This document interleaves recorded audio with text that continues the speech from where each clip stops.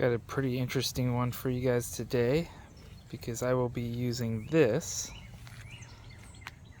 to tow this.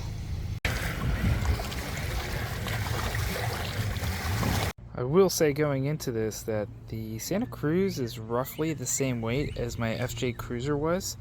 FJ Cruiser was about 4,200 pounds. This Santa Cruz, adjusted with the payload that I saw on the door, is about the same, about 4,200 pounds, 4,200 pounds.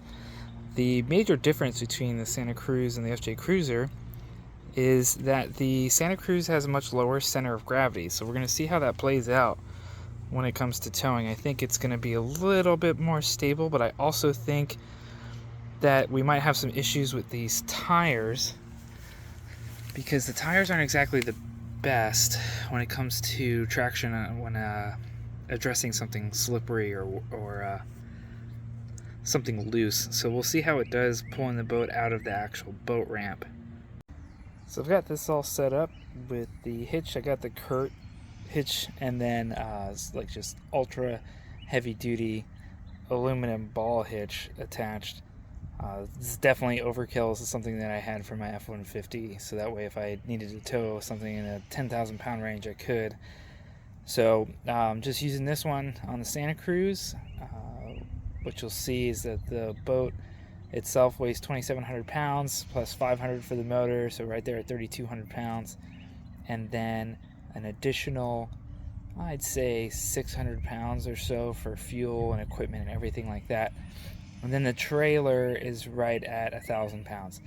So we're looking right around the tow capacity of this vehicle at, give it between 4,700 and 5,000 pounds if it's loaded to the gills. So we're going to see how it does today. Okay, so I'm going to be towing my 2302 Legacy, which is a Nautic Star boat. I already got it out of the water. It pulled it out just fine. What I did is I put it into sport mode and put on the locker. Now, this locker isn't actually a diff locker. It just makes it so the clutch closes a little bit harder and a little bit faster, so that way it engages more quickly and evenly. The other thing too is I put it into sport mode and then made it so that way I had it manually shifting. So I kept it in first gear and it pulled it right out just fine. So another thing that we're going to do on this test, which is going to be about a 20 to 30 minute drive, give or take, mixed driving, highway, and in town, we're going to be seeing what kind of MPG this gets, towing pretty much the max capacity. So hopefully this works out really well. We'll see how it goes.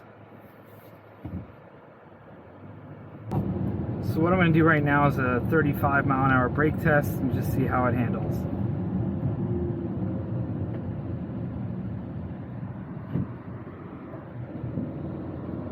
Seemed to handle just fine, just like maybe my FJ Cruiser would have done, or any vehicle of equal size or towing capacity. That really wasn't scary at all. It just stopped what I would expect it to.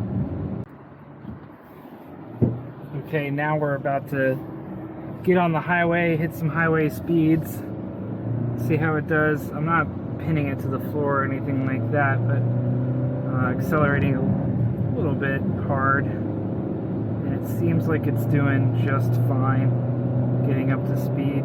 It's definitely holding on to gears. You can hear the turbo spooling a little bit more, so it's definitely trying to get that max power and torque output. Speed limit here is 55, so go ahead and hold that. And yeah, it seems like it's doing just fine. Not too much sway. There's actually quite a significant amount of wind today. Probably sustained 15 to 20 miles an hour, gusting probably 25 to 30. When we were out on the water earlier today, it was pretty rough and very windy throughout the entire trip. Probably can't see the trees swaying, but it's holding pretty well. The car doesn't seem to be swaying whatsoever. Yeah, let's see if the driver aid can keep us on track.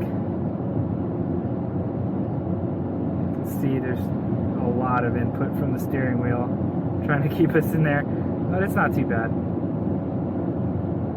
So right now getting 8.5 miles to the gallon and I'm not concerned with this whatsoever.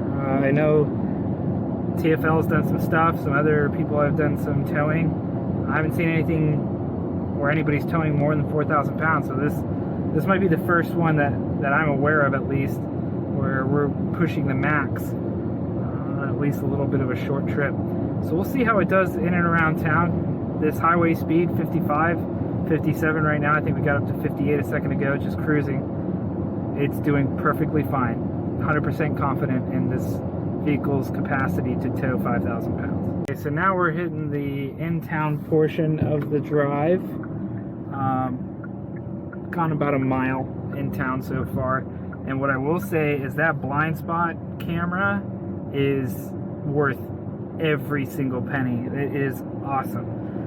It's pretty nice to have that camera that fills the gap between what my mirror is looking at and what's a little bit further back. However, the one complaint that I do have is that the left-hand camera, the speedometer, sits at the top.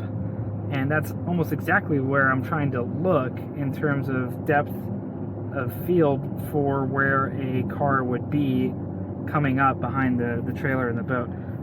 I wish they would move that number maybe to the bottom or to the far outside, because it really does get in the way of something that might be a little bit further back, that might be coming up on you pretty quickly.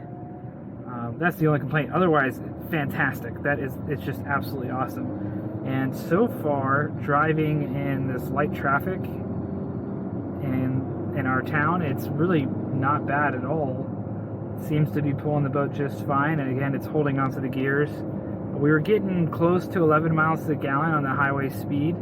I think it's going to plummet here pretty soon, especially if we catch all these lights getting to where I'm taking the boat. We'll see how that pans out. And we are facing uphill, so kind of see how an uphill start goes. I've got my left foot on the brake, right foot on the throttle.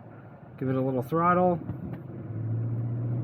release the brake, and it's going no problem. No back roll, nothing like that.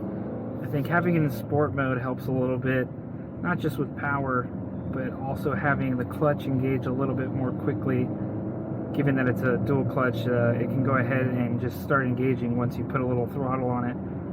No issues there at all, and we're getting 11 miles per gallon still, so not bad. Okay, we're almost at the final destination, and over the course of the trip, we're getting over 12 miles to the gallon, which is way better, way better than I thought we were going to get.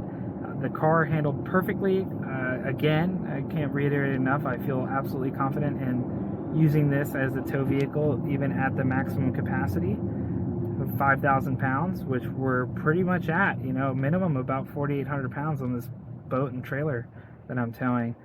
I couldn't be happier with the performance. So, yeah, I wouldn't say go over the limit for sure, but you could definitely go up to the limit.